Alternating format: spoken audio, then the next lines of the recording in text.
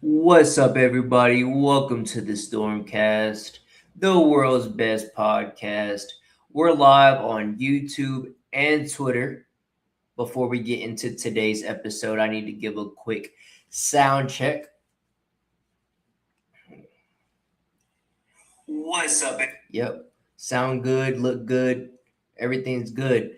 Let's jump right into it. We got a good episode for you today. Glad to be with you here on this beautiful Friday.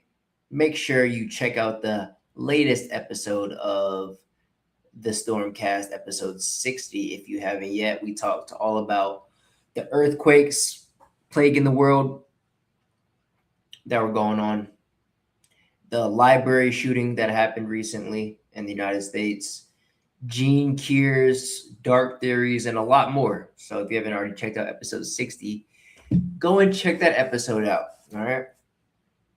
How's your week going, everybody? Welcome to today's episode.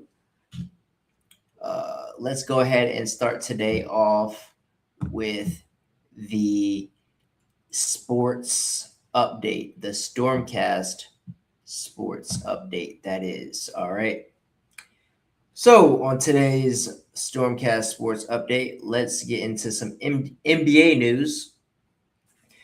Let's talk about the NBA real quick because the offseason has been absolutely wild. As you know, LeBron officially told the Lakers he's done. His agent, Rich Paul, went on record saying that the franchise can move on without him. And Jeannie Buss put out a statement thanking him for his 8 years. So that chapter is officially closed. LeBron is now heading into his 24th season, still averaging nearly 21 points, over 7 assists, and on 51% shooting last year. So this is not a retirement tour by any means. He's still trying to win. And right now, everything is pointing toward a move to either Cleveland. He's been spending extra time in Akron, apparently, doing the walk down memory lane with his 2016 teammates. But his agent also floated other teams like the Knicks, the Sixers, the Warriors, or maybe even this Minnesota, who have Anthony Edwards and LaMelo Ball. So we're just waiting on his decision. And while we wait, the rest of the league isn't sitting still either because we have Giannis, after 13 years in Milwaukee, is now playing for the Miami Heat. So he went to Miami, linking up with Bam Adebayo in South Beach. And Jaylen Brown, after a decade in Boston, got traded to the Sixers with Paul George. So the East looks nothing like it did just 30 days ago. LeBron, Giannis, Jaylen Brown, all in new places. So the NBA's offseason has been something else. And I'll update you the second LeBron makes his decision. All right, so now let's get into some World Cup news. All right, as we know, the World Cup is in full swing. Last time we talked, the U.S. had just beaten Bosnia in the round of 32, and we're waiting on the Belgium matchup. Then Belgium embarrassed the United States 4-1. It wasn't even close. And just like that, the co-hosts of the World Cup are all out because Canada and Mexico also went home early. So Canada lost to Morocco. Mexico fell to England 3-2. So now we are deep in the quarterfinals, and this tournament has been delivering. France kicked off the quarterfinals yesterday, beating Morocco 2-0. Mbappe bagged his 20th career World Cup goal, and France is now through to the semis. So today, as we record this, actually, as we speak, Belgium and Spain are going at it at SoFi Stadium in Inglewood. And then tomorrow, it's Norway versus England at Hard Rock Stadium in Miami. And then Argentina versus Switzerland in Kansas City at 9 p.m. And that'll be tomorrow. So Argentina's round of 16 win was one of the craziest matches of the tournament. Messi and Argentina were down 2-0 to Egypt going into the final 15 minutes and came all the way back. Kristen Romero headed one in off a Messi cross in the 79th minute.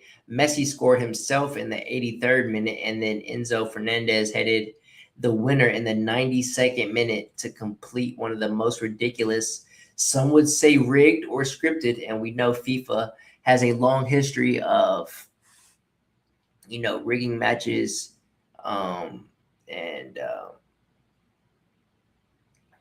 known for being a corrupt organization.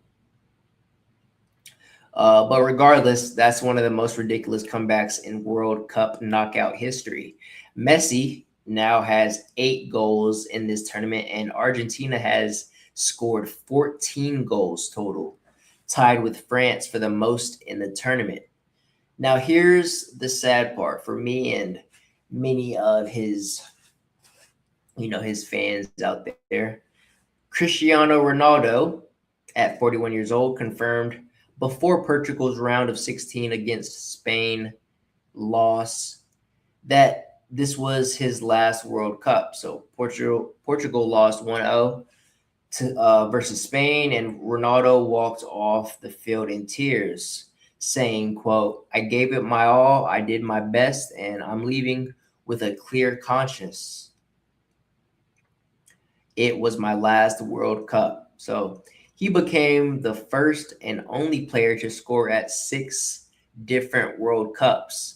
He spent 23 years representing Portugal, and he never got to lift the trophy.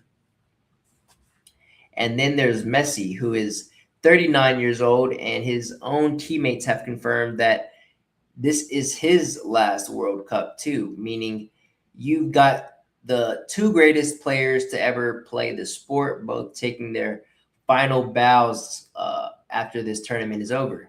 So Ronaldo is already gone, and Messi is still alive, chasing back-to-back championships for Argentina. The final is still set for July 19th at MetLife. Semifinals go, so the semifinals will happen July 14th and 15th, and this thing is wide open. So we'll stay locked in for that. And now let's move on to the UFC. All right, a lot going on around the UFC. And here's what's coming up next. So this Saturday, so tomorrow, July 11th, UFC 329 goes down at T-Mobile Arena in Las Vegas for International Fight Week. And the main event is the return of Conor McGregor, his first fight since he broke his leg in 2021. He'll be taking on Max Holloway in a welterweight rematch 13 years in the making.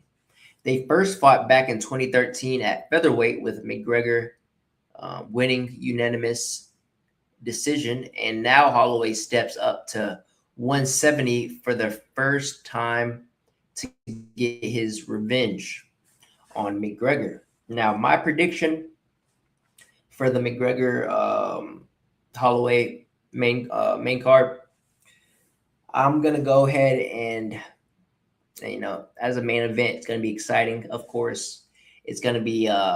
I estimate it going all the way. Actually, if Holloway doesn't get him in the 4th round, I think it goes all the way, and I think Holloway wins by decision. If not, if McGregor can't take him out early in the first 3 rounds.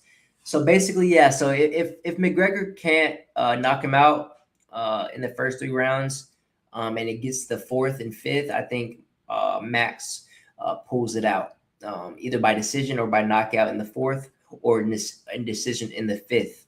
All right. And the co-main event is going to be Paddy Pimblett versus Benoit Saint Denis, and I got Pimblett for that. Pimblett by knockout in the first or second.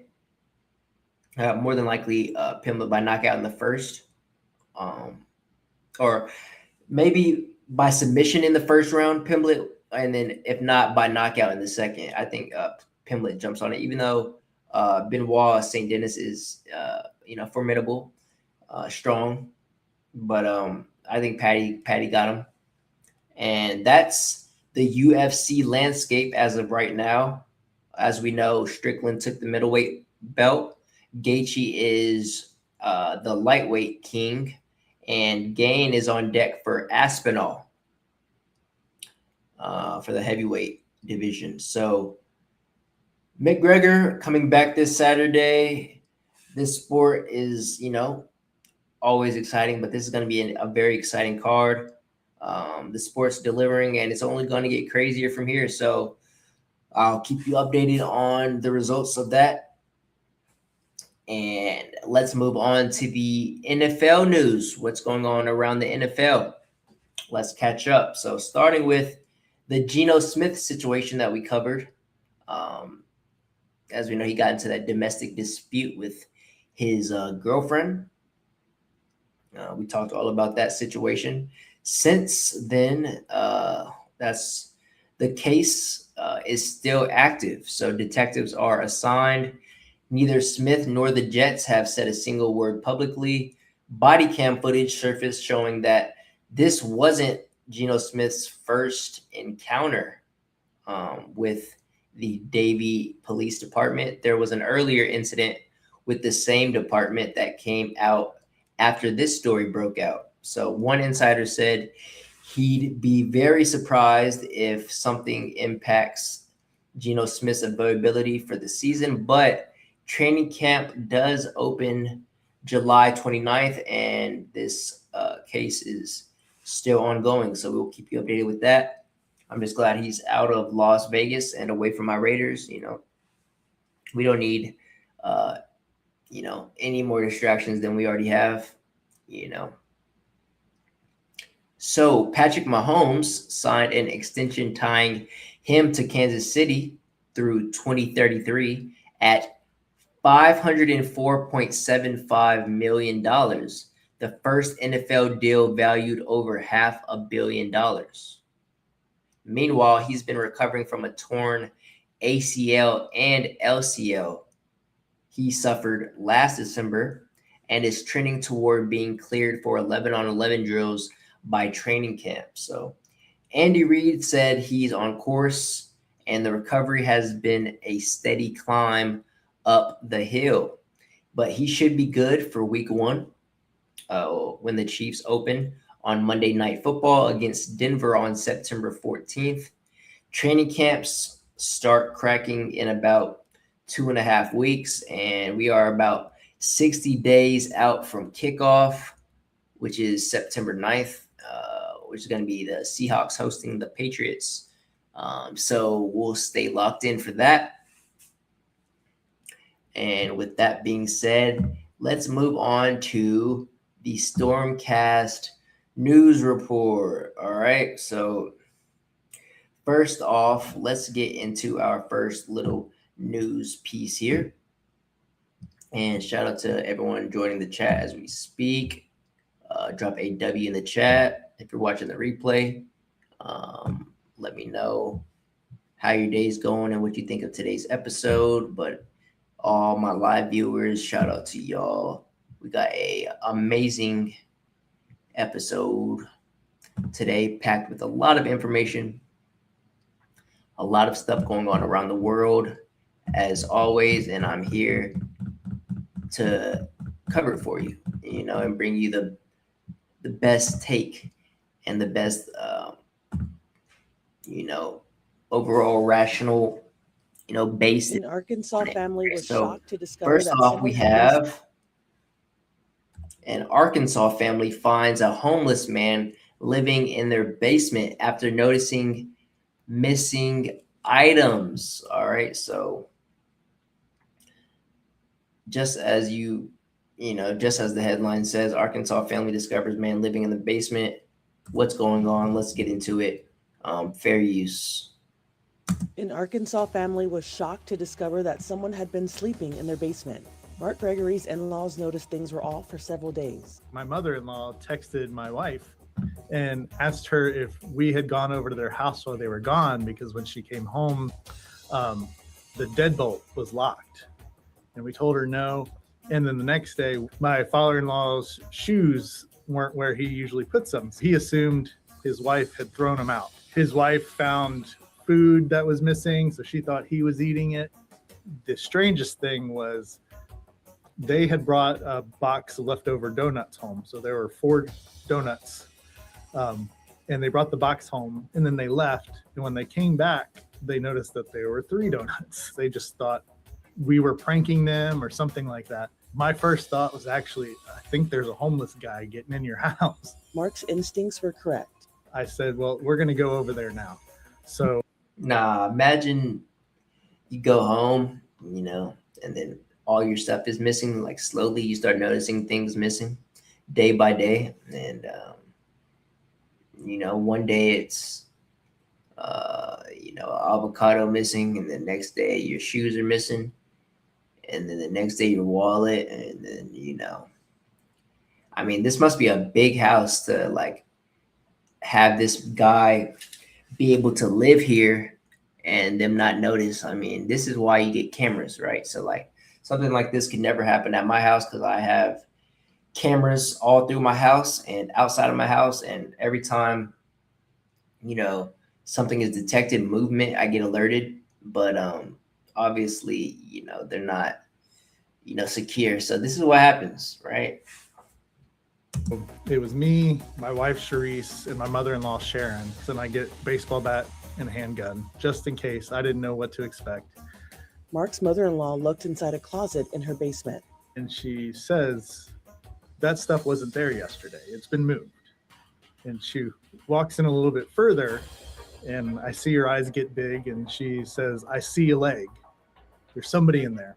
They called 911. And I go in and I coax the guy out. I can't see him at first, so I'm not sure what to expect. He was pretty well cut up. He had cuts all over his face and his arms. I eventually, after talking to him later, found out he had gotten stuck in barbed wire. And so the guy, I guess, got in and found this closet. He made himself a bed. He found some sheets and some pillows. He made himself a little makeshift bed when they would leave. And so this guy's way too nice. The way he's explaining this, like, oh yeah, he just, made himself a bed in the closet and, had some cuts on his face. No big deal. Like, nah, if you find a man in your house, you need to, be frantic. You need to be alert. This guy's way too nice.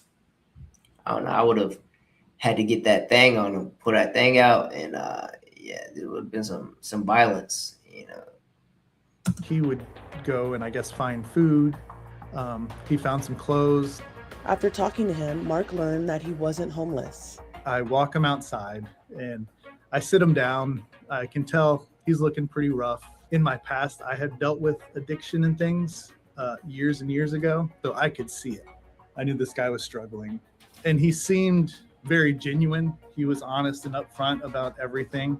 Come to find out, he had left his house. He was seeing things. He was imagining things. He said that he's been diagnosed with a mental illness, and he left his house because he thought people were trying to come after him. Mark also didn't think the man was a threat. He had the opportunity to steal a car if he wanted. Their computers, there were valuables in the house that he could have. That is true. Like, he could have done a lot worse. He could have killed you while you were sleeping if you really wanted to, right? So, that's a good thing. At least he wasn't like violent or, too big of a thief, right? He just, probably took a couple snacks, a couple donuts here and there. Either way it goes, that's creepy. That's something straight out of a horror movie to find someone in your house. Like, nah, man. Taken. And he never did. It seemed like he was just trying to survive. Police took the man into custody. He was charged with residential burglary and theft of property. He's being held on a $15,000 bond. Although the incident was unnerving, the family has no hard feelings.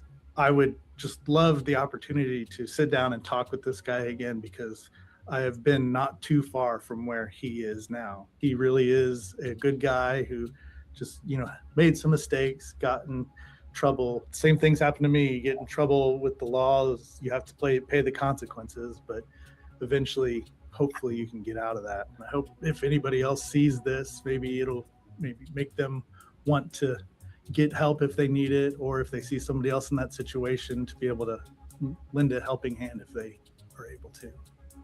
For Wow, Inside that's Edition, way too nice, Chad. This guy. I mean, he's in Arkansas. I mean, you would think this guy's not from the United States, how friendly this guy is. Like, in the United States, usually we're not, not too kind about intruders in our homes, right? We like our liberties and our space and our rights, not to be infringed upon. And this guy is just, I mean, what a nice guy. That guy definitely picked the right house, right? Because it definitely could have been a lot worse if you would have picked one of these these gun-toting First or Second Amendment type of guys, right? So, all right. Let's move on to our next news piece, shall we? And before we get into this one's a bit controversial. So before we get into it, let's go ahead and give me a shameless plug, all right? If you haven't already followed me on Instagram, go ahead and do so, all right, at Icy Mick. Here I am on Instagram at Icy Mick. As you see, I promoted the podcast before we went live 31 minutes ago, live for episode 61. And we also have a StormCast Instagram at the StormCast, where we update and post all the episode content and whatnot. So go follow us there. All right. So with that being said, a little shameless plug there. Let's get into our next news piece, which is teen found dead after vanishing on island on 4th of July. All right. This one making headlines all over the news and all over the country. All right. Of course, whenever it's a politically or racially,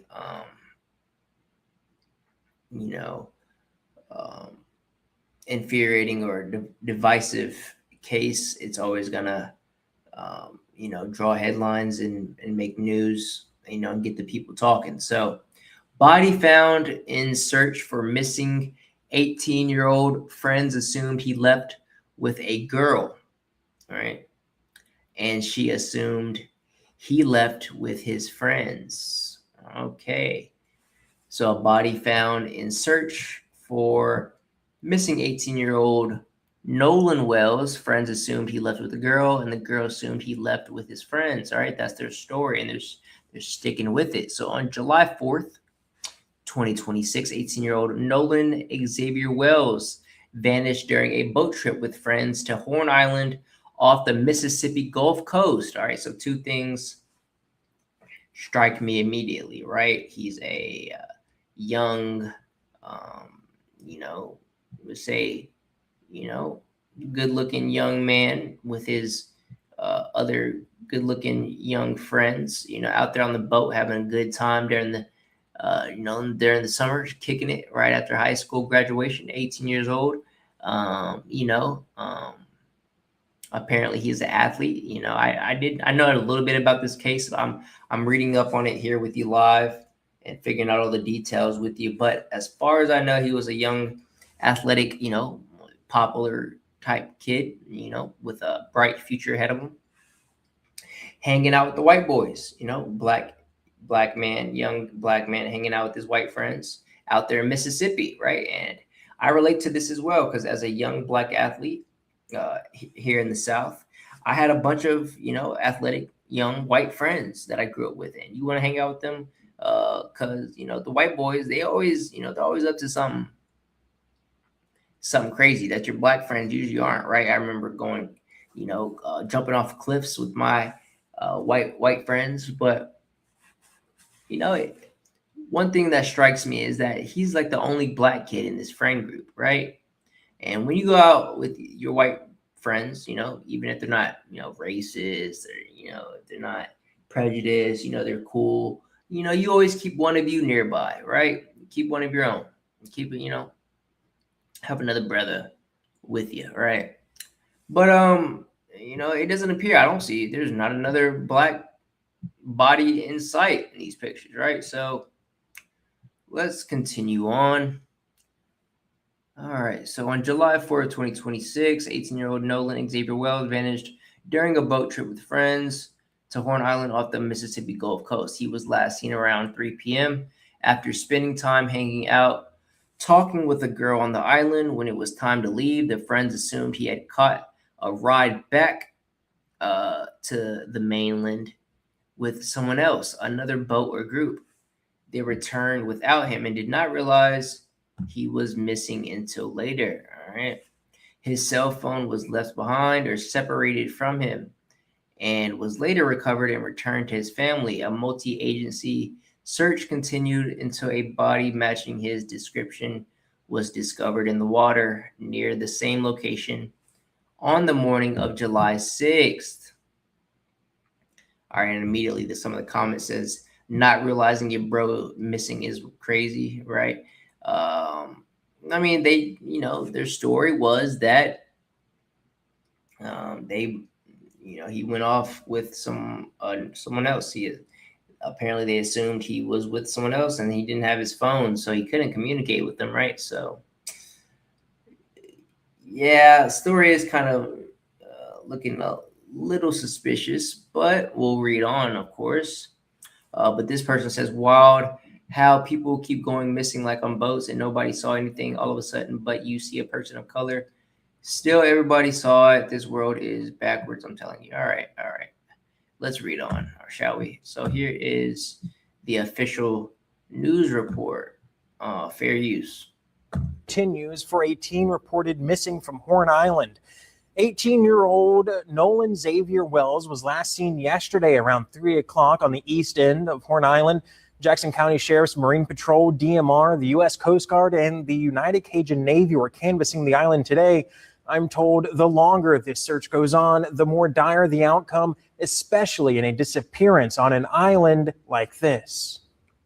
After 48 hours is when the survivability index starts to go down dramatically. There were some people that thought he might have, wandered off into the middle of the island. Maybe they have that lake, but we sent people up there today, and if he was barefoot, there's no way he made it up there. There's cactuses and there's just a lot of thorny brush and whatnot. He would not have comfortably been able to make it to the middle of the island. He probably would have turned around and went back toward the beach. Now, if you saw Wells yesterday at the island and you have not spoken to law enforcement, give Jackson. Tonight, the search continues for a... So what I'm hearing is they left him out on the island. He got off the boat and they say that he was going to go, he went after a girl, basically, to go holler at a girl. So they left him on the island barefoot without his phone and expected him to get back, just catch a boat with someone else. Okay. So here you have Nolan, his father, and I'm guessing his mother and his father here, or maybe his sister. Okay, so, all right. And here you have Nolan again. So do we have more on this? We do. Let's read on. We have another article here.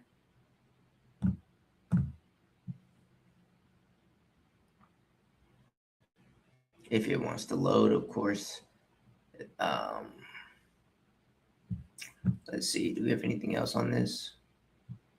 So, okay, here we go. Loaded. All right. So here we have new enhanced audio reveals Nolan Wells and friends altercation on boat. New alleged enhanced audio has surfaced from Nolan Wells' last moments on a boat trip with acquaintances. People online are breaking down the suspicious activity of those that were present during his disappearance. Many have deactivated their social media accounts and lawyered up. All right. At least one of his acquaintances' parent is a Mississippi judge. Oh, so it's not looking good in his defense already, right? His friends are gonna defend themselves and try to protect themselves from taking responsibility and his death. So I'm guessing he died. He died. I'm guessing he drowned. Apparently he couldn't drown. That's also something I heard. He couldn't drown, and they left him on this island, and he was a black person couldn't drown. Well, right? And whether they're like pranking him or whatever the case may be, they left him. So that's not good. They're obviously liable here in some way because they were with him, right? So they're gonna have to face the legal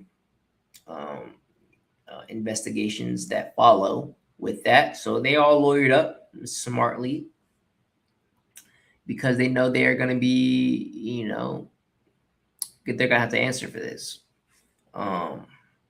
So, and one of his white friends had a parent that's a judge. So, yikes! Obviously that judge isn't going to be able to preside over this case because since he has a family tied to it, but he definitely has legal protection and knows how to beat this. But let's see. Someone says stop calling them his friends. Well, I mean, we don't know what exactly happened, but yeah, that's not something a friend does. Is leave his home, leave your friend behind. That's especially if he couldn't swim, which is allegedly what was the case here. This person says you don't leave your friend, especially on an island where everyone was drinking. You get eyes on everyone. This is very fishy. All right. This one here's what I was expecting a lot more of. The racial divide type comments. Black men or women, y'all don't need white friends to feel validated. Yeah. It's not that you need them to feel validated. It's just you want white friends, right? Because they're fun, right? I mean, objectively speaking, I had a lot of white friends in high school, and you do a lot of more things with white friends that you don't do with black friends, right? They're the more adventurous type kind, right? They're always leading you to do crazy stuff, right? Go mudding, go fishing, things you don't do with your black friends. Now, don't get me wrong, having black friends is fun too. Y'all do your own type of things, right? You have your white friends for some things, you have your black friends for other things, right?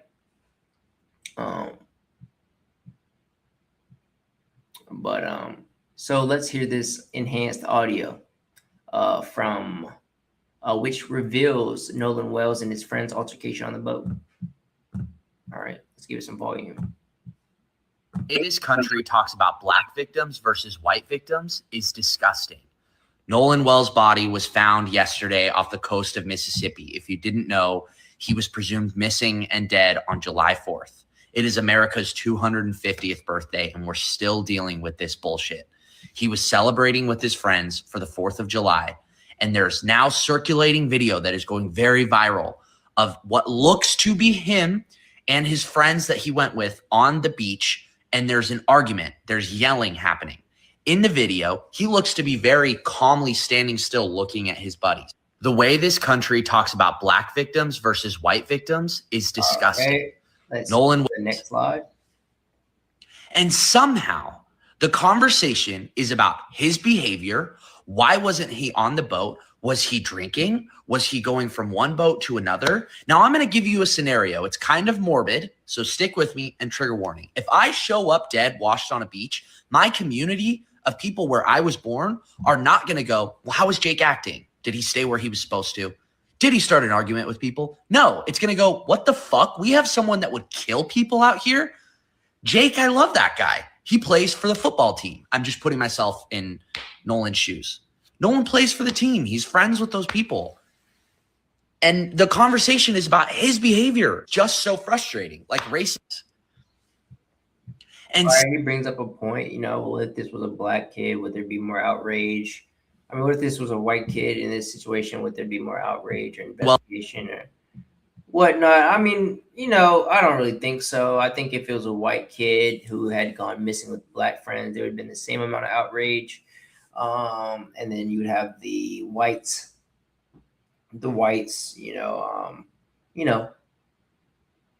asking what was he doing with a bunch of black kids, right? And vice versa. So it works in both ways, right? It's always always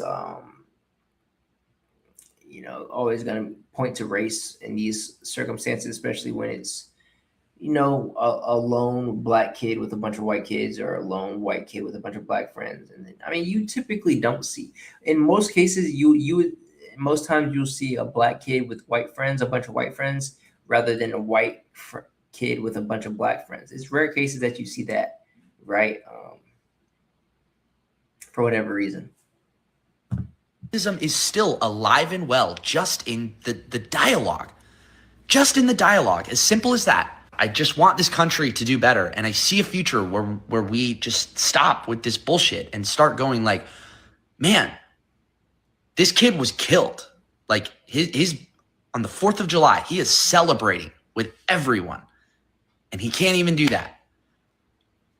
We can do better. We got to do better. Oh, and apparently one of the friends' moms is a local judge. And if you think that will work in Nolan's favor, you clearly don't know anything about the history of young black men in this country. This isn't going to go anywhere. We have to speak up about it. Racism is still alive and well. All right, this white kid, he seems to be more outraged than a lot of black people out there. He's definitely more outraged than I am, right? I'm always go with the facts, go with what's rational here, not be so emotional and jump straight to racism and the history of our country and this and that and victimhood. But in some cases this is the case. So sometimes there's prejudice still in America, but you can't just rely on that in every situation, right? Or lean on that, I should say. So let's continue on here. The body of 18-year-old black teen Nolan Xavier Wells has been found. His white friends who were with him on the trip have already hired lawyers. Wells vanished July 4 during a 4th of July boat outing to Horn Island, Mississippi, about 10 miles off the Gulf Coast. A park ranger found him in the water near the northwest end on July 6th. His phone was not with him. It was in his father's possession. The island has no cell coverage and is only accessible by private boat. Search teams, including the Cajun Navy, scoured land and sea since his disappearance. Authorities have not said how many people were on the boat or who. The body of 18-year-old black teen Nolan Xavier. All right, and then they're protecting the identities of his friends that are with him, right? Whether they got him to get off the boat and they just left him, or something funny and then he drowned, or I mean, how did he die exactly, right? Like they're not even getting to that. I need to know how exactly is. I'm guessing he drowned. They found his body that way, but unless there's a spooky monster on that island when he's left out there alone, or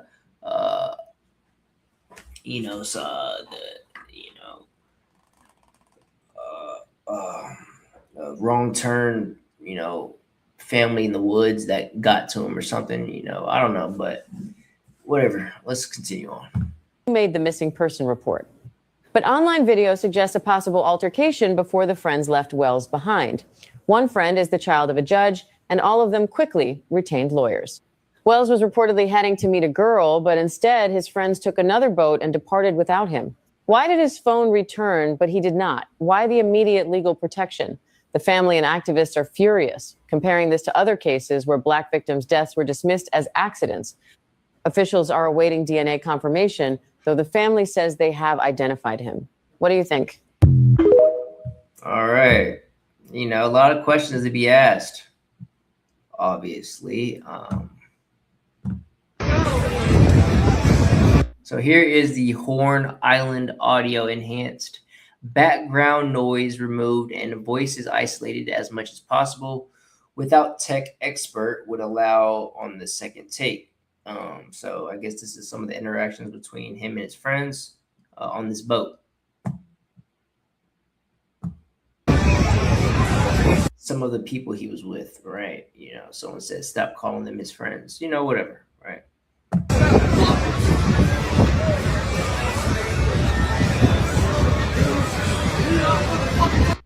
Not a single black man in sight, right? So he's definitely the odd one out in this situation. Is kind of like a get out situation, right? If you haven't learned from that movie, then I don't know.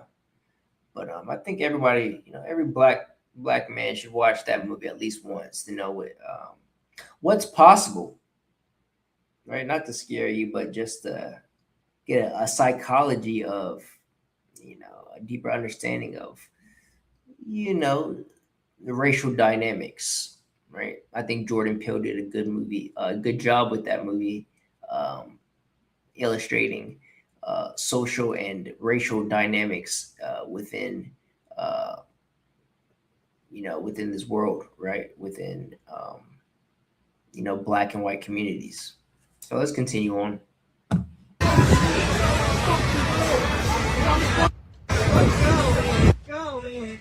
All right, so that's everything. Y'all let me know. I'll keep you updated with what happens on further in this case. I'll let you know what happens, but my first thoughts and what I think is going to happen is he's going to get, they're going to get found innocent, these kids, right? And they're going to pretty much, the lawyers are going to help them bail them out of this, right? As you know, they already lawyered up one of the kids' moms is a judge. So like they're going to get away with this. They're going to cover it up. And he's not, the family is not going to get the answer that they want, which what everybody wants, right? They want the kids to be guilty. They want to find the kids guilty. They want to put blame on somebody, but I just don't think that's what's going to happen in this situation, unfortunately. But, prayers out to his family, and hope they get the answers that they want, and that they, rightfully deserve from this situation, right? Sad case. Very sad case. Now, let's move on to something that has been making headlines, the Charlie Kirk case update. So let's break down the Charlie Kirk case. We all know, and I've also covered I covered the Charlie Kirk case on my podcast live as it happened, right? So I was actually streaming. You can go back to that episode of when actually the same day that Charlie Kirk was shot and killed, which, at this point, we all know that he probably wasn't shot and killed, but we'll get to the narrative that they want us, that that the news is, and that the media is putting out. And then we'll get to some of the alternate narratives and theories that is revolving and surrounding the Charlie Kirk assassination, you can call it, right? So let's get caught up on everything that happened during the preliminary hearing. So the official narrative is that on September 10th, 2025, Charlie Kirk, 31-year-old founder of Turning Point USA and close Trump ally, was assassinated at Utah Valley University in Orem, Utah. Shot in the neck by a single bullet, a 30-06 fired from a rooftop sniper position 140 yards away while speaking to a crowd of 3,000 people, rushed to a hospital and pronounced dead. The very next day, 23-year-old Tyler James Robinson surrendered himself to police with his parents and was charged with aggravated murder, and prosecutors immediately announced they would seek the death penalty. The 5-day preliminary hearing that started this Monday just wrapped up this morning, And here is everything that came out. So days 1 and 2 established the physical scene. Surveillance video tracked Robinson making 4 separate trips to campus the day of the shooting, blending in with students, making contact with Turning Point USA staff, right? Very fishy there. Making contact with the staff that presided over Charlie Kirk, right? Very fishy. He even stopped for a meal. And then surveillance video tracked him also climbing onto the roof of the Lossy Center, which was directly in front of where Charlie Kirk's tent was, where he was giving his speech. And surveillance footage had him getting into a prone sniper position, right? And firing, a single shot, running back across the roof, dropping to the ground and fleeing into a wooded area where he ditched his backpack. A former UVU officer who responded to that rooftop described finding a literal sniper pad with elbow and knee impressions pressed into the gravel. And in that nearby wooded area, investigators recovered a bolt-action rifle belonging to Robinson's grandfather, wrapped in a towel alongside a screwdriver from the roof, and a spent casing with FBI DNA, placing Robinson's DNA on the rifle trigger, the cartridge casings, the towel, and the screwdriver, right? Day 3 focused on what happened after Robinson turned himself in. SBI agent Brian Davis testified he was called 260 miles to St. George at 9 p.m. the night after the shooting because someone was coming in to surrender. And that person was Tyler Robinson, arriving with his parents and a family friend, taken into custody at 4 a.m. On day 3, prosecutors tried playing a recorded video interview with Robinson's roommate and romantic partner, Lance Twiggs, which the defense fought hard to keep out, and Judge Graff ordered redactions before it could be shown. Day 4, the redacted video of Twiggs' video was played in open court for the first time and showed Twiggs confirming that Robinson came home the morning after the shooting, and when Twiggs asked him in person if what he texted him the night before was true. So Robinson apparently texted him that he had killed Charlie Kirk. Robinson said yes, and then started crying a little bit and said he wished he hadn't done it, apparently. So before pacing, so after he said that, before pacing around the apartment to keep himself busy, Twiggs also testified that about a month before the shooting, Robinson had asked him where the Dremel was because he said he wanted to engrave messages on bullets for a family hunting trip. And at the scene, investigators found unfired bullet casings engraved with messages, including one that read, "Hey, fascists, catch." Text messages read aloud in court showed Twiggs asking Robinson, "How long have you been planning this?" And Robinson responding, "A bit over a week, I believe." And Robinson also posted in a Discord chat room about an hour before turning himself in, saying, "It was me at UVU yesterday," the handwritten note Robinson left under his keyboard for Twiggs. The morning of the shooting was also read full to the court for the first time, saying, "I left the house this morning on a mission. I had the opportunity to take out Charlie Kirk, and I took it." Robinson's mother was seen crying at the Discord messages when they were read aloud. His brother was seen with his head bowed down. The defense used their time this week to challenge the DNA reliability, challenge the ballistics, and fight the release of the Twiggs video. And they still have one final ATF witness today on day 5, which is today. So now here is the roadmap for what comes next. And this is important. All right. So Judge Graff is not making a ruling today, right? When the hearing ends. He announced both sides will submit written briefs after getting the full court transcript. Prosecution's brief is due July 28th. Defense brief follows after that, and oral arguments are set for September 1st. So after September 1st, Judge Graff decides whether there is enough probable cause to send this to trial, and if he does, Robinson will have to enter a plea for the first time, and the actual trial process will begin, which, given the complexity of this case and the death penalty being on the table, realistically puts a full trial sometime in 2027. So this is definitely being dragged out, and will be dragged out. So Robinson has not entered a plea at any point. The death penalty is still on the table.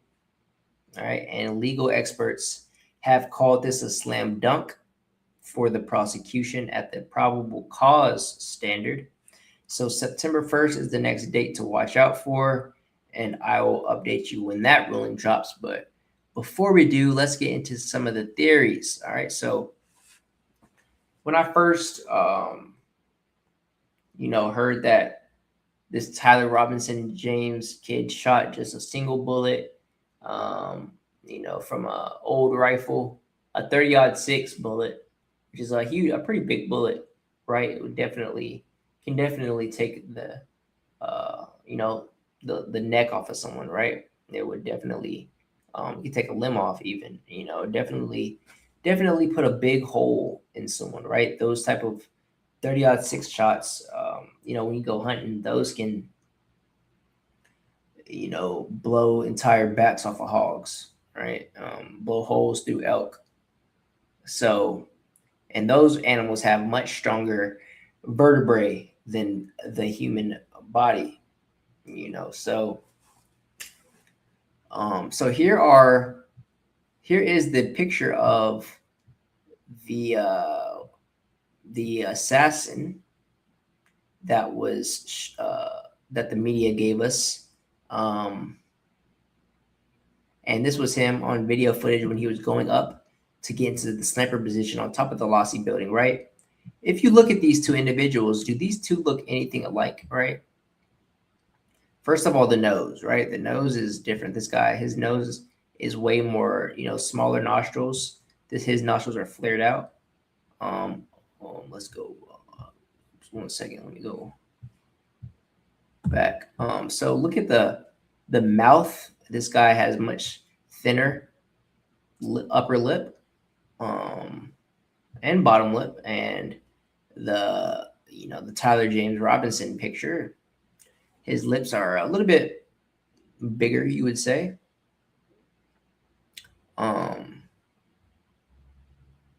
So these are not pictures. So this guy says these are not pictures of the same guy. Tyler Robinson is a patsy.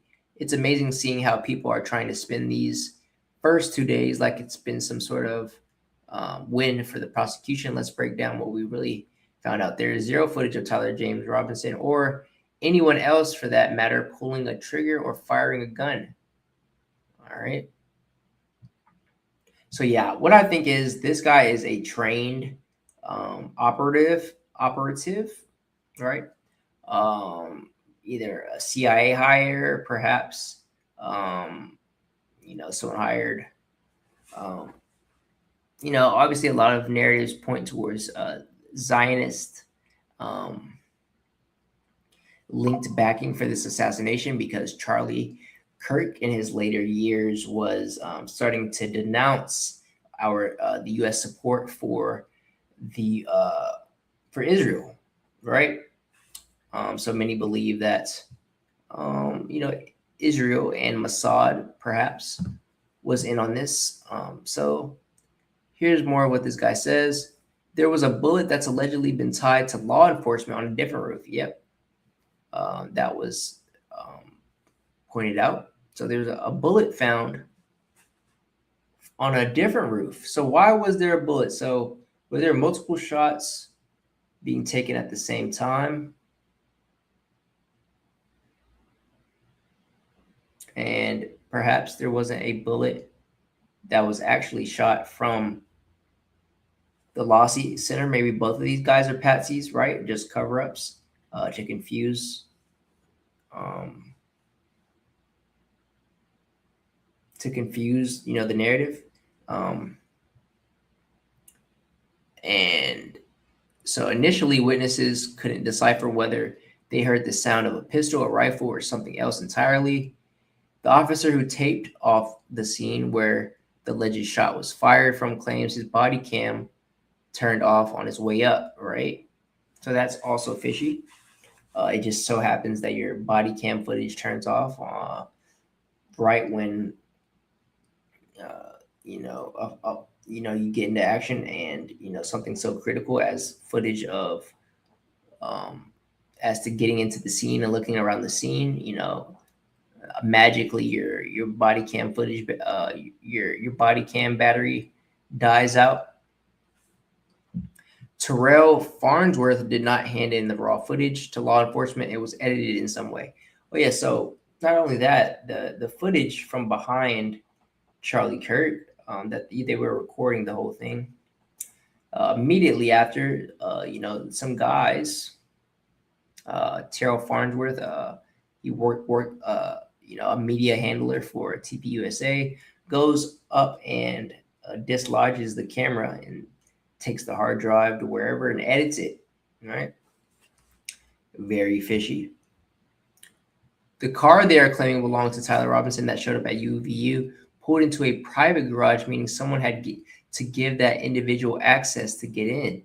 So this guy, the guy they're saying is Tyler Robinson, he got access in, right? So there are many hands and many fingers and individuals that played a part in, covering this up and setting this up as we are uncovering. And, Candace Owens, she does a better job of, detailing every single aspect in detail that is fishy and,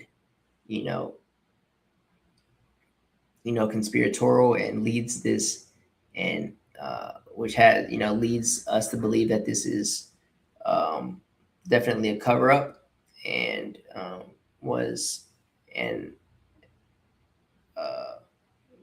that we're being lied to. But this is just basic knowledge of what you can see just as a normal person, if you have eyes, right? That you're being lied to in this whole situation, right? So the individual they are claiming to be Tyler Robinson then left. So before that, the individual they claim to have been Tyler Robinson had some sort of interaction with TPUSA staff when he got there. So this guy went and talked to the staff of TPUSA, right? Very fishy. Why? Obviously to set up and coordinate this, assassination. And we'll get into exactly what I think happened here in a little bit, how they killed him. And I definitely don't think it was a 30-yard 6-bullet, right? It definitely wasn't. So the individual they are claiming to be Tyler Robinson then left and came back in different clothes. They claim he had the rifle in his pants, but he is clearly seen bending both of his knees when he walks.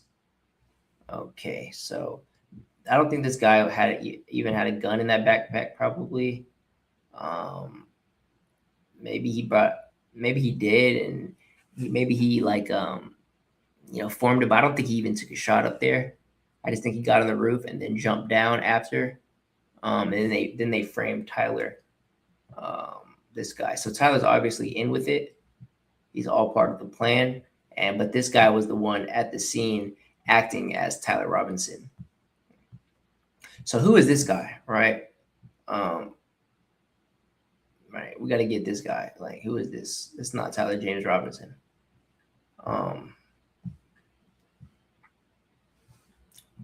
So yeah, the individual there claiming to be Tyler Robinson switches the leg he is limping with throughout the footage.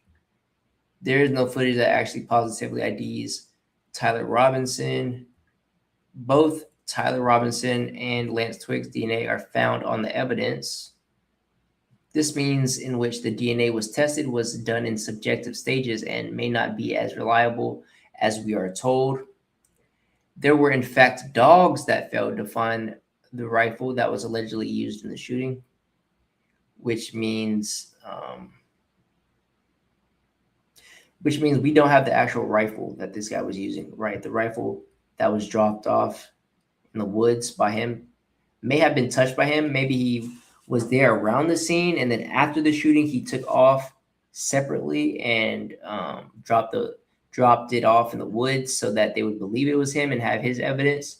And then he goes off and then later turns himself in so that he's obviously the patsy, the cover-up guy, right? But this guy is he's a completely different cover-up, right? He was used because he was used to get on the roof, right? Tyler James Robinson wouldn't have been allowed access. Well, let me go back. What happened to the comments? What happened? Chat, hold on. That was a good read too. Let me see if I can. Oh my gosh, always something. See if I can scroll down. I was cooking for a minute there. Here, 1 second. I can find it again. I can find it. Give me 1 moment here. We do it live, folks. We do it live. All right, found it. All right. So let's scroll back down here.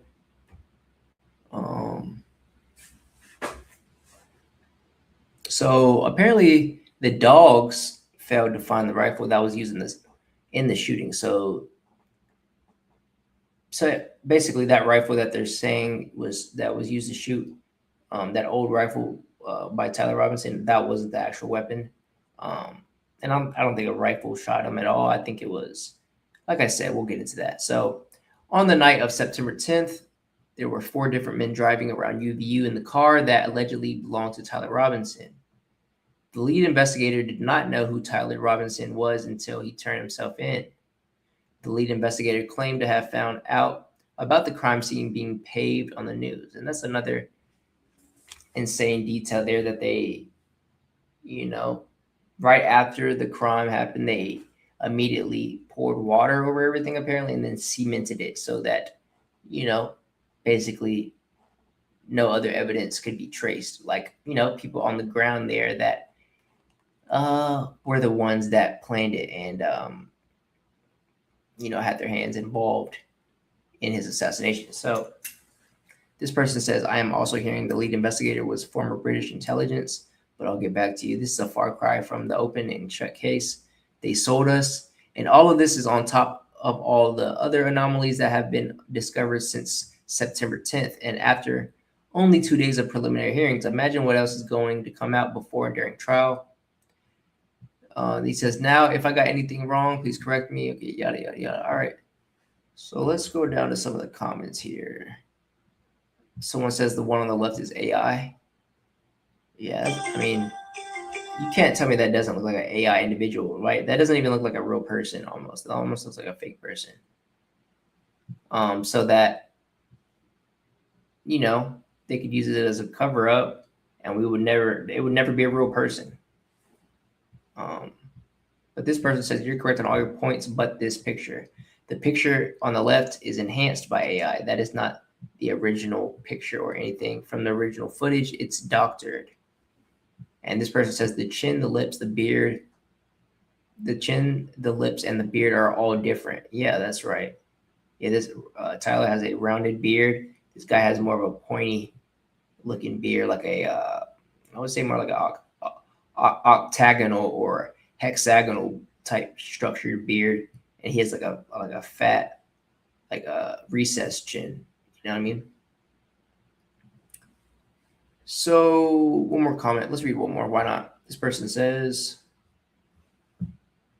if I can read it. That's funny because his own father recognized him from those videos and convinced him to turn himself in. All right. So that's that. Let's get into more, right? So here we have video showing Charlie Kirk murder suspect after turning himself in. So here we have he was transported from there where he turned himself in to the Utah County Jail. He'd come there with his parents and a family friend, which we read. So let's hear what they say. And so here we have Charlie. And Agent Davis, who are we seeing here? that's Tyler Robinson. Tyler, excuse me. And although we are watching it on video, what is he wearing at this time? He's working a dark colored baseball cap with has like I believe it's like maybe the Hurley symbol on it, like a white symbol on front. It's a burgundy short sleeve shirt with no graphics. It's blue jeans and gray and white tennis shoes. I believe they're Converse style tennis shoes. Thank you. Was Mr. Robinson, you stated that he was... And this is funny, like he never changed his outfit after because after he was shot, and he goes off into the woods apparently and drops his gun off, he's seen at a local Dairy Queen with this exact same outfit on. And so I'm guessing that's the exact same outfit that he was wearing when he turned himself in. So I guess he just, just rocked the same outfit. But, we'll continue. Arrested in the early hours of September 12th. Is that right? Yes, that's correct. Did he remain in Washington County Sheriff's Office, or was he taken somewhere else? No, he was transported from there to the Utah County Jail. Prior to being transported to the Utah County Jail, was any, personal property taken from him, clothing, anything like that? The only thing that was, so prior to our arriving to the St. George, to the Washington County Sheriff's Office, his cell phone was seized and taken from his person. But that was the only thing that was taken from at that time. After he was transported to Utah County Jail, were any personal items taken from him? Yes, they were. And what were those? After a search warrant was granted, his clothing was recovered, along with buccal swabs to collect his DNA and major case prints, which is fingerprints, palm prints, pretty much the entire hand. Those are all collected from him. And sorry, you may have already stated when did he arrive in Utah County? We arrived at the Utah County Jail about 7 a.m. on the 12th, September 12th, and he was formally booked in at about 8 a.m. of that morning, and then I was the booking officer.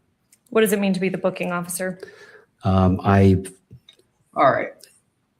So as a booking officer, yeah, he's the person that books them, right? We know it. Sometimes in court they get into the monotony of things, right? We'll continue on.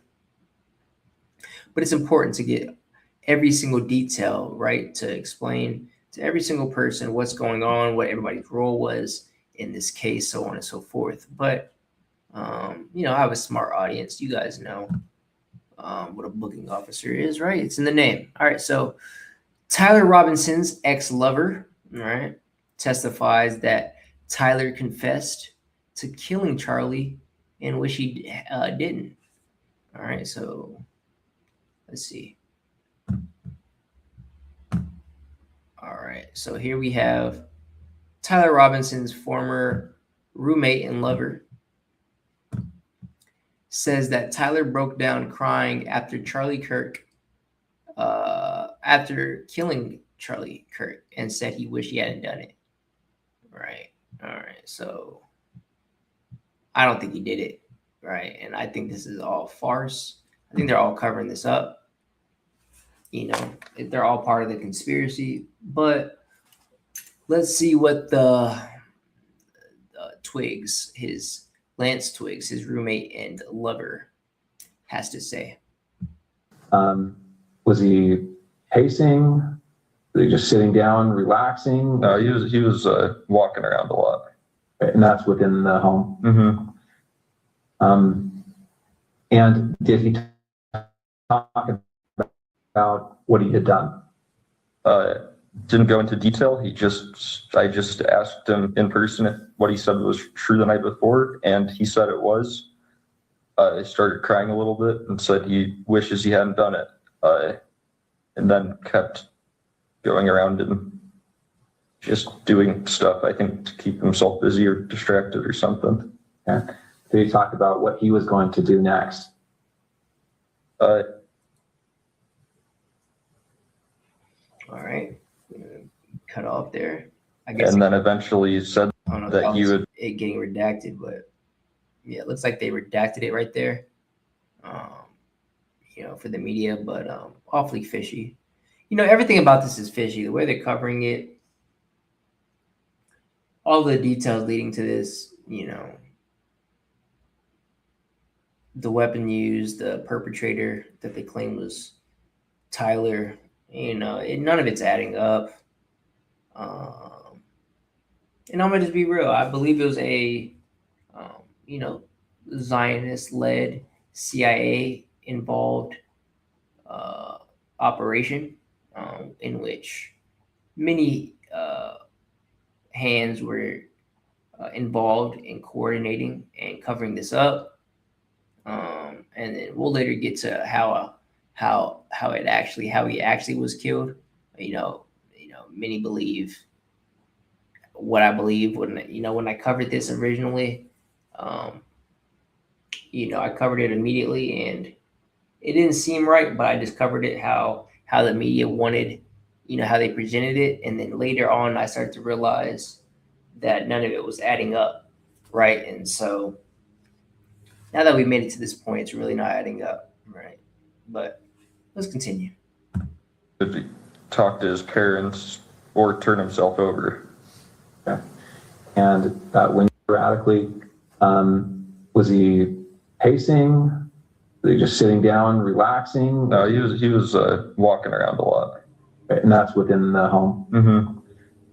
Mm-hmm. And did he talk about what he had done? Didn't go into detail. I just asked him in person if what he said was true the night before, and he said it was. I started crying a little bit and said he wishes he hadn't done it, and then kept going around and just doing stuff, I think, to keep himself busy or distracted or something. Yeah. Did he talk about what he was going to do next? All right, so we just saw that. We read all about that too. He asks you here. So here's Tyler Robinson's former roommate and lover. Lance Twigg says that Tyler began engraving messages on the bullets about a month before the shooting. And yeah, there was, from what I saw, there was multiple engravings and multiple bullets. One of them was "Hate Fascist," "Catch." One of them was this "LOL." A couple of them had other insignia, a bunch of other messages. But let's continue. Not that really matters. I mean, that's kind of, separate. Who cares what the engraving's saying? It's kind of just remember how a way to kind of, add more detail and, extra to the case, like to make it seem like it was, from Tyler, because Tyler was a gay liberal hater of Charlie Kirk. But I don't think he could have landed this shot. I just don't think even an expert sniper would have had, to have been trained and calculated, and the rifle would have had to been zoned in, and even a assassin, a trained sniper, doesn't always land the first shot. So the fact that they got on the first shot right in the neck is like, we'll continue on. I was engraving bullets. Was he engraving bullets before this? Yeah, I don't remember exactly when, but he had said he was planning to go hunting with his family. And Right. He said he was planning to go hunting with his family. Yeah, right. Okay.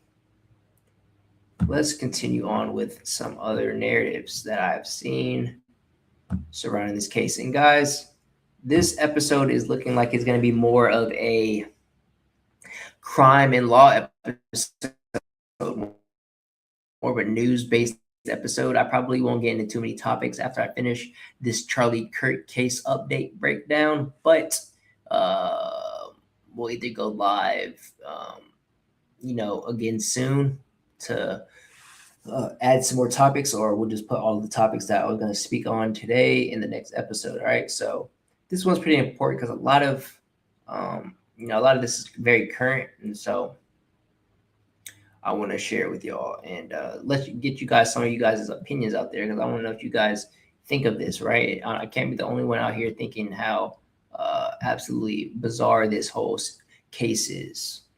So let's continue with this. So here is an agent testifying about Charlie Kirk's cause and manner of death, right?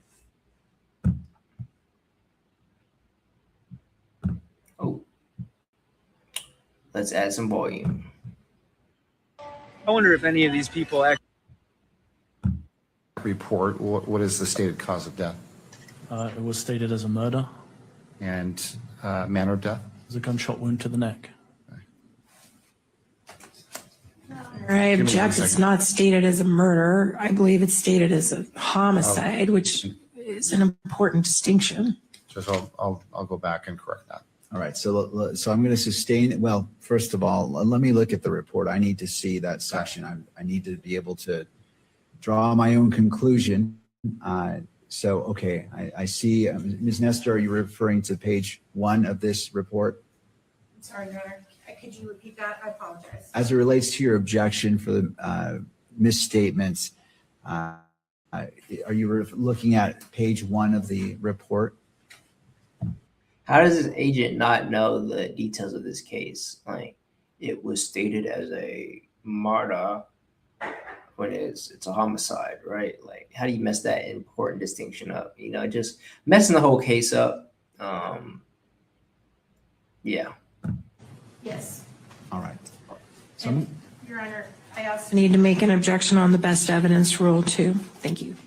All right. So I'm going to sustain the objection as it relates to the manner of death. It does not say murder, but in regards to the best evidence rule, again, under 1102 and the Utah Constitution that it permits reliable hearsay, it is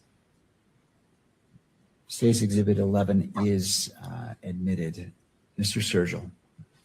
Agent Hull, I'm going to ask you to look at the first page of Exhibit 11. No? Yes. See that? Yes. Okay. So let me ask you again, and you can look at it. Yeah. And would you mind relating what the doctor reports as the manner of death? Yes, I misspoke. It does say homicide. And then the immediate cause of death. Gunshot wound of the neck. Does the doctor relate? Gunshot wound to the neck. All right. That's the narrative that they're, that the media is putting out there. So now let's actually get into the Charlie Kirk, how a 30-06 bullet would have.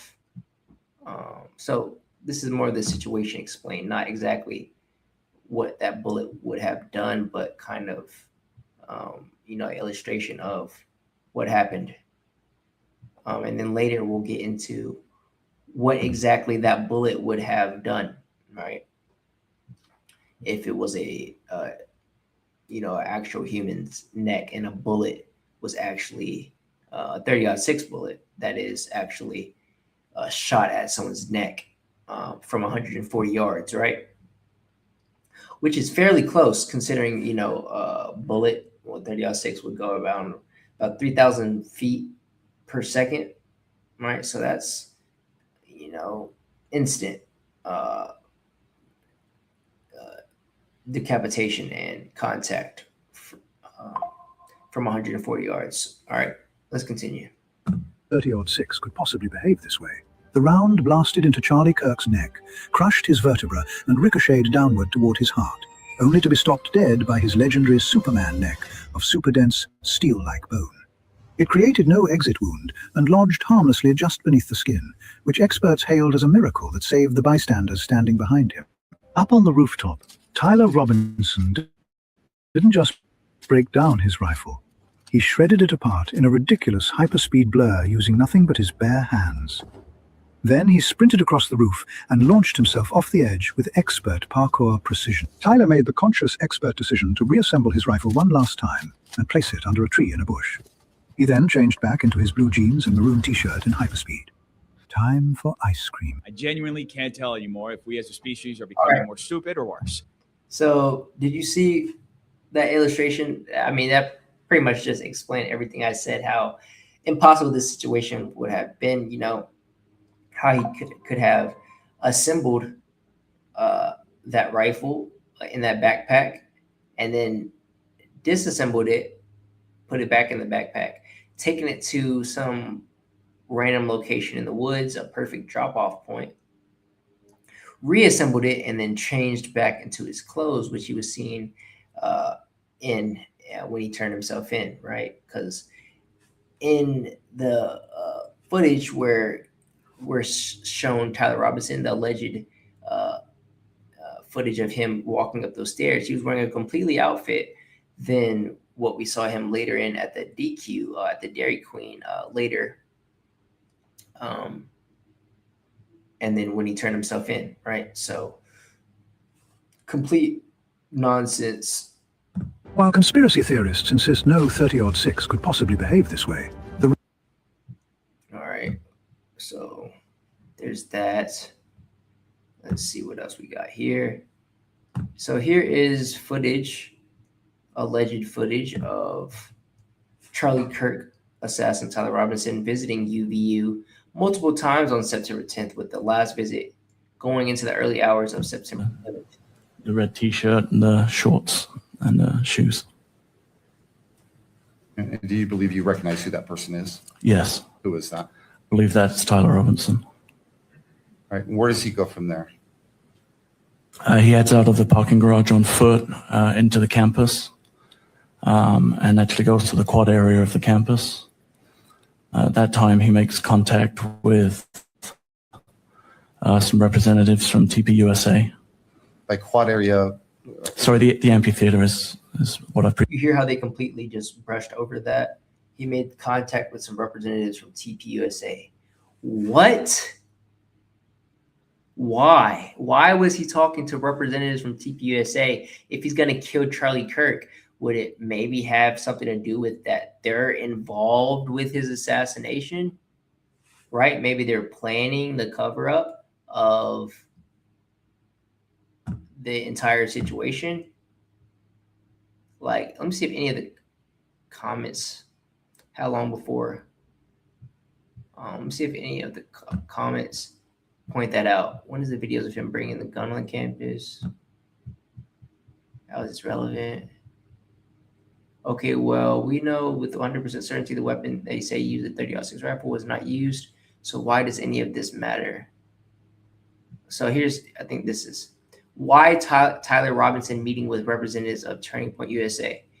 Bingo. Like, what? Did they just completely brush over that? I mean, come on. It only has 8 likes. People, I mean, come on, wake up. Wake up, people. Here we have, and then obviously we know Turning Point USA are the people who, you know, that Charlie's involved with. He's the president, the head speaker, you know, the representative, you know, of TPUSA. Why is his assassin meeting up with the representatives for him? Absolutely insane. Let's get into exposing the lies and cover up from Grizzly on Instagram. Let's give it some volume after it loads. Over the dirt that was under the tent? At UVU? Uh-huh. No, Did you know that happened? only because it was in the news. All right. But you don't know when or who ordered that? Nope.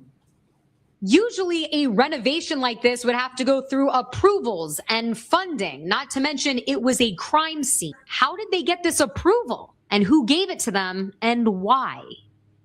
First of all, the paving over 3 days after should have been top story. It wasn't even covered. And the fact that now we have these text messages that reveal that they were asking the construction people to shut up. Hey, do you got construction people who know how to shut up? What? And then they lied. So they lied, said, no, this was in the plans all along. Well, if it was in the plans all along, as she said, why are you reaching out 3 days afterwards to find a construction company? Why are you trying to find a construction company with employees that know how to keep their mouths shut? What? And were you involved in the decision to? So it was in the plans all along. Yeah, it was definitely in the plans to kill Charlie Kirk at that event and then cover it up, right? Right. So we know it was a plan all along to cover it up. Right. That's basically what they just admitted here. And then the defense is, asking, why, or did you know that there was a cleanup crew that was sent there to cover up the entire crime scene? And this guy here is just saying, oh, well, only because I saw it in the news. Like, let's see what the comments have to say on this. Yeah, when has a school ever fixed something without needing 16 people in 3 weeks to sign off? Right. Crime scene was paved over. The car was cleaned and auctioned off. Charlie's necklace and possibly his Turek's clothes weren't taken into evidence. So much wrong with this investigation. Kash Patel needs to testify. The construction company will soon talk. Yeah. So this is definitely going to get spicier as the case moves on. So let's talk about that bullet that was found on the other roof, right? That's suspicious, no? So a bullet found on another building? I believe an unfired bullet had been found on another building at some point during my time there on September 10th. Yes. Which building was that, sir? I don't recall. Was that considered a scene that was worth preserving? It was not. My recollection is that was accounted for as an ejected cartridge from an officer who had cycled his rifle. Okay, I thought you said it was an unfired bullet, and now you're saying it was a correct. cartridge? When a weapon is cleared, an officer would make his rifle ready, which would chamber around. Oh, I got you. And my understanding was that's how that was accounted for. So an officer claimed that bullet belonged to him or her? That's my recollection, is that was how it was accounted for. And when was that accounted for? Right. Can we get the account? I mean, is this not documented, considering that it was part of a major, crime scene? Like, did no one, consider documenting that? I don't know specifically. Do you remember what type of bullet that was? I don't. Seems like nobody knows anything, right? Was it a 30-06? Is it a 30-06? Do you remember? I don't. Okay. Do you know where that bullet is now? I don't. Building. Correct. Wasn't there also a bullet? So let me see. A separate bullet fired or coming from a gun from a separate building, on a college campus, mind you. Just randomly, and we don't know why that bullet's there, what type of bullet it was, who it's from, and apparently it was one of the officers, right? But there was no other shots fired. So why was that bullet there? Either there is a distraction piece in this case, or there were multiple shots that happened at the same time in order to conceal where the shot was actually fired from, right? If multiple shots are going off from different locations, that would cover up, a specific point from where the shooter was at, right? Allowing him to escape easier. Cover that up. All right, so we already talked about the pavement, the paving up of the construction workers, who are keeping quiet, the cleanup crew. Obviously, everyone in this is all hired. These,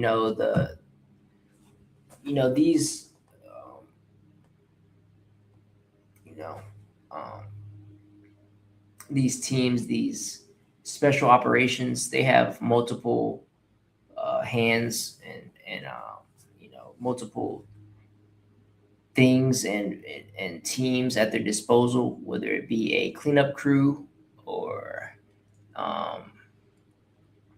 those involved, security squad, those that planned it. Obviously this was a major, obviously a well planned out operation and assassination. So here's the defense asking the cop about the pistol holder on the lawn after Charlie Kirk was shot. Okay. And let's give it some volume. And we'll actually reload it because we missed some.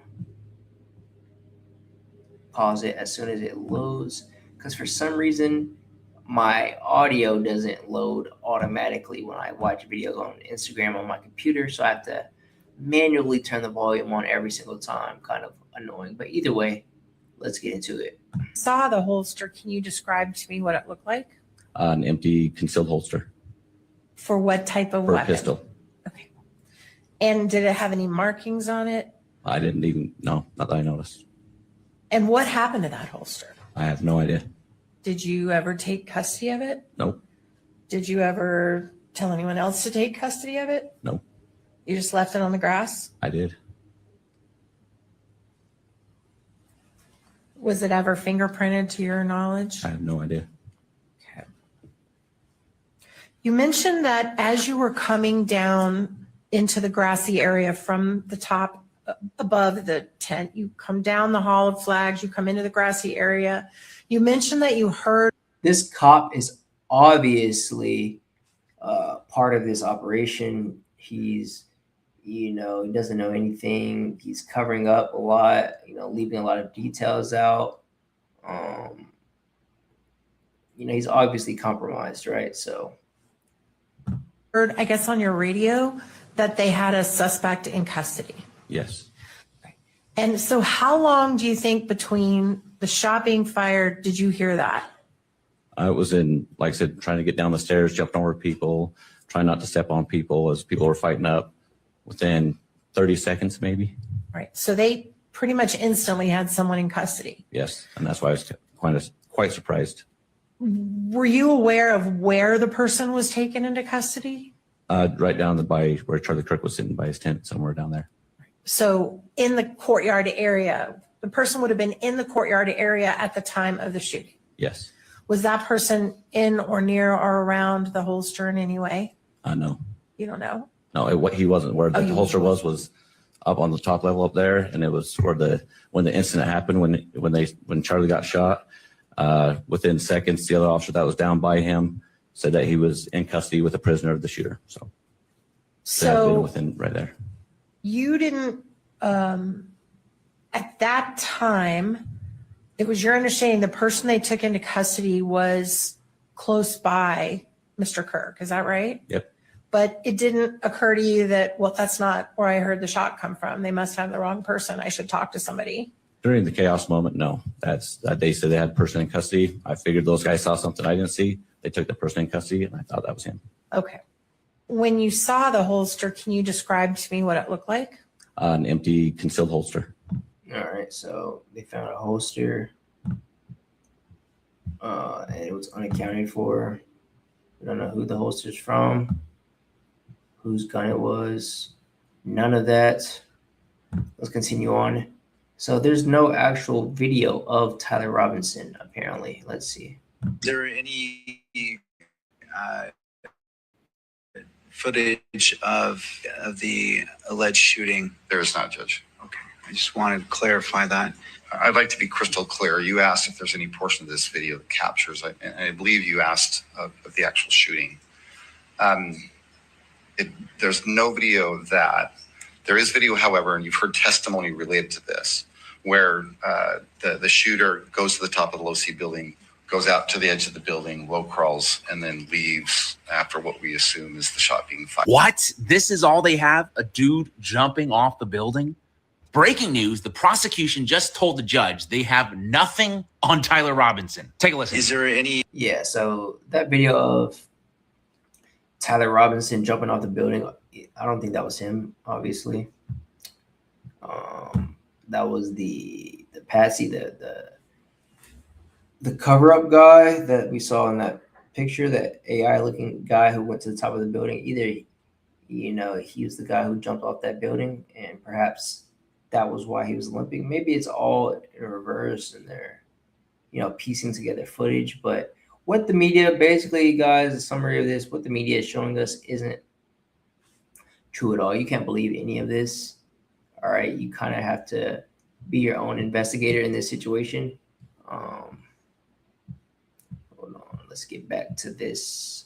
I have some more here from WTF News, fair use. Let's see what. So this is what we see. Here's some footage taken from someone in the crowd of when Charlie Kirk was shot. And a reenactment of that. So let's see. Popularity. And when you look at the reenactments done online, okay, so guys, this is when I'll let you know how I think he was killed. Obviously, I've shared this before, but it was the lapel mic in his shirt that was detonated in sequence with his bodyguards. Obviously, a signal was given off right when the detonation was given off. It's in plain sight. You see his shirt lift up and the lapel mic explode, and then a projectile goes straight into his neck. Obviously, it doesn't go all the way through or pierce through his neck because the projectile isn't that strong. It's not an actual bullet. It doesn't carry that amount of, force. It's not strong enough. The PSI would not allow it to absolutely wreck his neck as a 30-06 bullet, which they're leading you to believe would. All right, so let's see. Side by side, you can't help but notice the way that the shirt moves, the way that the necklace moves, and the way that the body moves are so similar. And now Tucker Carlson is openly saying that he believes that Charlie. All right, so my caregiver just got here, but I'm not going to let her in the house yet because not only is it not time, we got a couple more minutes, but I'm still in this pod and I got a little bit more to cover. So she's just going to have to wait, right? If we hear some doorbells in the background, oh well. Charlie Kirk was killed because. Actually, I'll text her. Believe he was most likely murdered for his evolving views on Israel. Which is interesting when it comes to the exploding mic theory, because almost exactly a year before Charlie Kirk's assassination, Israel attacked Hezbollah with exploding walkie-talkies and pagers in an operation called Grim Beeper. And then you look at what TPUSA has done. They've put his handheld mic on display, but where's the wireless one? Brian Harple, Charlie Kirk's security, said that in the hospital, he cut his Freedom shirt off. Where is that? Isn't that evidence? What if there's shrapnel on it? Speaking of which, this is what an exploded Rode wireless mic looks like. So look at that. You got evidence of the mic from the shirt that he was wearing in the van, when he was carried in. So we know that's what it was from at this point, guys. That's the shrapnel right there. It's not even a question or a clue or a conspiracy or a theory. None of that. It just is what it is, guys. And, if you can't, add 2 and 2 together at this point, then you're delusional. But if you're still under the impression that it was Tyler Robinson who fired a rifle from a building, you're living in the Matrix.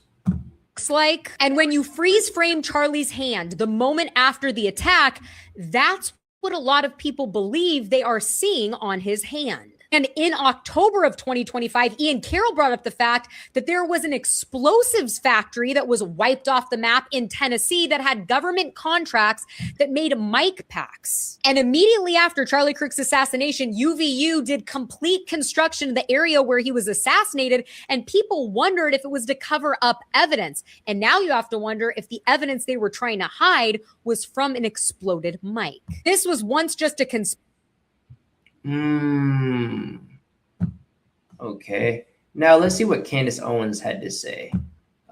She covered it really good. I mean, she was close with, Charlie Kirk.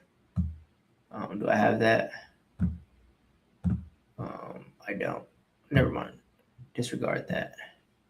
Wait. I do have it. I don't think this is from Candace though. But my tabs keep closing, so okay, so yeah, we do have it right here. Share this tab instead. Boom. We'll pause it. All right. So here's why Candace says Erica Kirk lied. Uh-oh. This was the biggest lie that Erica told me. Why is the head of audiovisual here? He doesn't come on campus events. This is new. And then I see that he's taking the camera down. He was the first person that made me realize something was very wrong because he was very nervous on the phone. I came up with a million excuses why I couldn't see the back footage. The first thing I thought that was so strange was there was no blood. Erica peeled off from Charlie's actual funeral and she called the surgeon with Andrew Colvett on the phone. The story that Andrew would then write, people want to know why there was no blood. The surgeon says that it was a miracle. Normally it would have taken down a moose. I mean, total slop for the masses. When I asked Erica about this, why did Andrew send this tweet? She said to me, he went rogue. I said, the surgeon spoke to Andrew without your permission? And she said, yeah. So the surgeon to the highest profile assassination since JFK violated HIPAA, went rogue, spoke to some random PR guy he doesn't know, who also went rogue. And then at the conclusion of this conversation, Andrew tweeted something without your permission and went rogue again. And she said, yeah, this was the biggest lie. All right. So there you have it from the mouth of Candace Owens herself. Here we have the hand signals from his TPUSA bodyguards.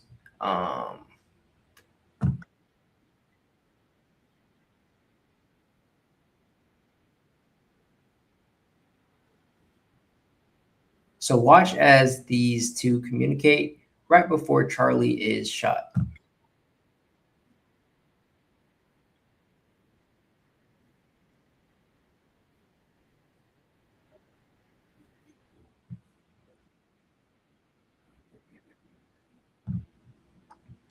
All right, so there you have it. Here is, let's see what else I got for this. We are going to be closing off here pretty soon.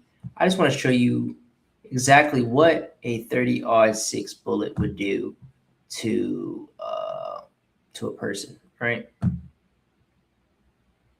With a model of a human neck, take one. In slow motion, we can actually see that the bone not only didn't deflect the bullet, but it exploded into several pieces. Keep in mind, the FBI's official story is that Charlie Kirk's neck deflected the bullet down into his heart.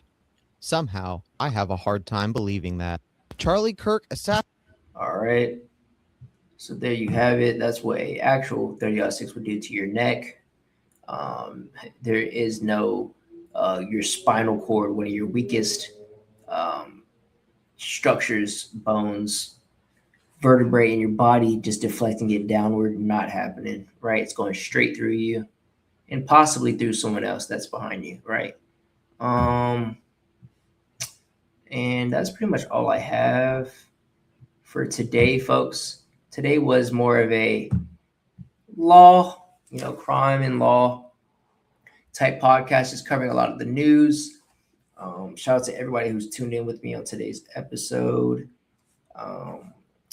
Next episode, we'll cover the remaining topics that I didn't cover today, but it's already been an hour and 50 minutes, and I got some things to do, folks. I got some things to do. So with that being said, that is our episode. As always, the StormCast is everywhere you find podcasts. Subscribe to YouTube, and drop a 5-star review on Spotify, and follow us on Instagram, X, and Rumble. All links are down in the description below.